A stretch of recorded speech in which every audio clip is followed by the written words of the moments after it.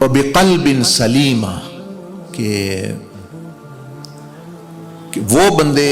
کہ جن کو دل میں نے دیا، پاک دل دیا، ماں کے پیٹ میں پاک دل پیدا کیا، پیدا ہوئے تو پاک، اب جو ہے انہوں نے اس میں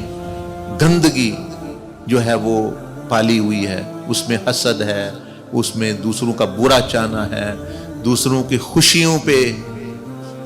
پریشان ہونا، دوسروں کے غموں میں، دوسروں کی پریشانیوں میں خوش ہونا، اور جو ہے یعنی برا چاہنا لوگوں کا، اور کوئی نعمت کسی کو مل گئی ہے تو چاہنا اس کو نہ ملے، اور یعنی یہ چیزیں اس طرح کی،